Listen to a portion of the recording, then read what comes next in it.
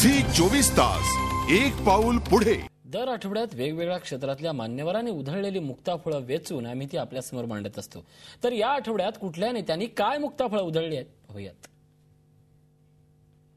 माझं स्पष्ट मत आहे की मानवतेच्या दृष्टिकोनातनं एकदा का माणूस राहिला गेला की तुम्हाला त्याचं बिल्डिंग निष्कासित करता येत नाही, त्याला तुम्हाला घराच्या बाहेर काढता येत नाही। प्रशासनाने देखील विचार करा ना, तुम्ही झोपता का? म्हणजे तुमचे अधिकारी पैसे घेणार, तुम्ही संगनमताने ती बिल्डिंग बांधणार आणि अंगावर आल्यावर तोडायला जाणार, असं कसं चालेल? आम्ही सांगतो ना, आम्ही लोकप्रतिनिधी तुम्हाला पत्र लिहून कळवत असतो, अनधिकृत बांधकाम वाढतंय, जरा तोडून टाका, लक्ष द्या, तुम्ही नाही देत। आणि जेव्हा तो माणूस तिथे राहायला जातो, तुम्ही एक तर माहिती घेत नाही, तुम्हाला त्या एरियाची माहिती नसते, कोणतरी नवीन अधिकारी येतो, नाही हे साफ कळ आलो, अरे तो माणूस विचार ना किती सालापासून राहतोय।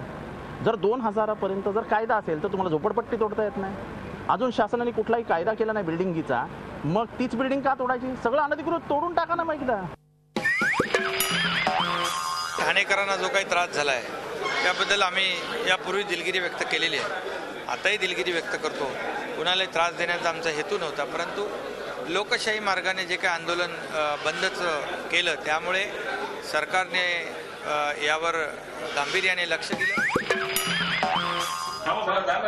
सर म्हणजे आता आम्हाला एक मिनिट हो बाहेर जातो, पण जातो की नाही होतं ते मी करणार नाही। तू दोन काय स्वतःला छान आहे समजा सर नाही तसं नाही सर। तसं नाही म्हणजे तुम्हाला सांगितलं करतं इतकं बिचार त्या माणसाला सकाळपासून बोलवलं मी, ते मागे लागलाय आणि जास्त आगाऊपणा करतात। 15 दिवस झाले तर 15 दिवस झाले काय तुम्हाला हे मी आहे म्हणून होऊ लागले, ते बिचारांना त्यांना बोलवून घेतलं, सांगितलं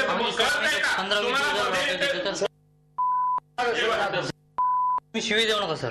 बाहेर जा, मूर्ख झाले करायला लागलो, इतकी मेहनत घेऊन करतोय, आगाऊपणा करता तुम्हाला भेटतो म्हणून।